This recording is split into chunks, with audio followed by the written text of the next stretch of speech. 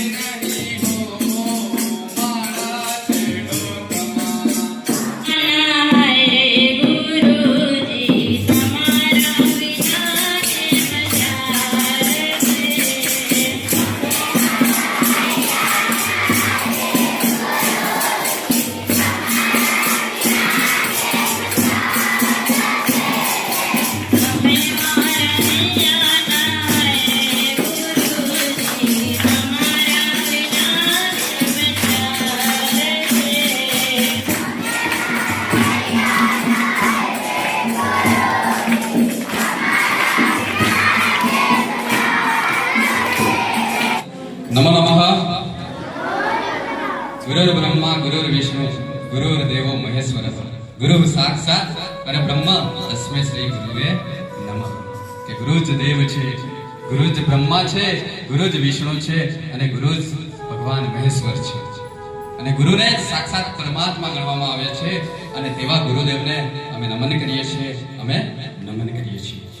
આજે આપણી પ્રાથમિક શાળા ટાકલીપાડા મુખ્ય શાળાની અંદર ગુરુ પૂર્ણિમાની આજે ઉજવણી કરવા જઈ રહ્યા છે ત્યારે કબીરે સરસ મજાનું કહ્યું છે કે ગુરુ ગોવિંદ દઉ ઘડે કાપો લાગુ પાય બલિહારી ગુરુ આપ ગોવિંદ દેવ બધાય।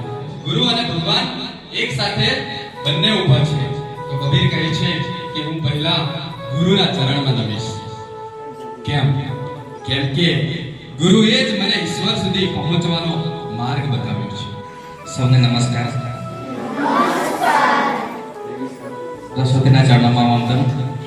બીજા જિલ્લાની અંદર છે ને ગુરુજીને સાહેબ એમ કહે છે, બરાબર, પરંતુ હજી પણ આપણા ડાંગ જિલ્લાની અંદર શું બોલાય છે શાળાની અંદર ગુરુજી, એટલે કે પ્રાચીન સમયમાં જે ગુરુજીનું સ્થાન છે ને જે નામ બોલતા હતા એ અત્યારે પણ આપણા ડાંગ જિલ્લાની અંદર ગુરુજીનું પ્રમાણ ચાલુ છે। એ ખૂબ અગત્યની બાબત છે। હવે આજના દિન નિમિત્તે આપણા હનુમાન ગુરુજી તમને કીધું કે સૌથી પહેલા ગુરુજી કોણ, તો માતા પિતા। તો આપણે માતા પિતાનું માનવું જોઈએ કે નહીં માનવું જોઈએ? માનવું જોઈએ ને? ગુરુદેવો ભવ. આજે ગુરુ પૂર્ણિમા છે ને? ગુરુજીએ ખૂબ સુંદર વાત કરી એમ કે સૌપ્રથમ આપણા માતા પિતા ગુરુજી તરીકે આપણે એમને સ્થાન આપવું જોઈએ. સમયે સમયે જ્યારે પણ આપણે મુશ્કેલી લાગે ત્યારે માતા પિતાનું માર્ગદર્શન આપણે હંમેશા એમની કરેલી વાતો એ શિખામણ આપણે હંમેશા કામ લાગતી હોય છે. મુશ્કેલીનો સમય આવે ને, મને મુશ્કેલી જ્યારે નડે ત્યારે તને યાદ કરું. ગુરુ વિના વાણું ન વાયરે ઓધવરાય. ગુરુ વગર આપણને રસ્તો નહીં જડે. એટલે સારું શું અને ખોટું શું એ બેની વચ્ચે સારું ને ખોટું આપણે સમાજમાં જોઈએ છે ને, પણ એ બધું જોઈને એમાંથી કયા રસ્તે ચાલવાનું એ આપણને કોણ શીખવાડી જાય છે? ગુરુજી. અંધકારમાંથી પ્રકાશ તરફ લઈ જાય એ ગુરુ. એ કોઈ પણ વ્યક્તિ હોઈ શકે, એ કોઈ પણ વસ્તુ હોઈ શકે, એ પ્રાણી પણ હોઈ શકે. એવું જરૂરી નથી કે ગુરુ માણસ જ હોય. જેની પ્રેરણાથી તમારા જીવન બદલાય અને તમે કંઈક કરવાનો ઉત્તમ તક મેળવો એ તમારો ગુરુ. ચંદ્રો તો વર્ષમાં એકવાર પૂર્ણ થાય છે, પણ ગુરુનું તેજ દરરોજ જીવનને પૂર્ણ બનાવે છે. સમય બદલાય, સંજોગ બદલાય, પણ ગુરુનું માર્ગદર્શન ક્યારેય બદલાતું નથી. જેના શબ્દમાં આશીર્વાદ વસે છે તેવા ગુરુને પ્રણામ. અસ્તુ. સૌને વંદન. પુસ્તકો જ્ઞાન આપે છે, પણ જ્ઞાનોનો સાચો અર્થ ગુરુ સમજાવે છે. નસીબથી મળે સંબંધ ઘણા, પણ કૃપાથી મળે ગુરુ. જેના આશીર્વાદથી જીવન ઉજ્જળ બને તેવા ગુરુને વંદન. અસ્તુ.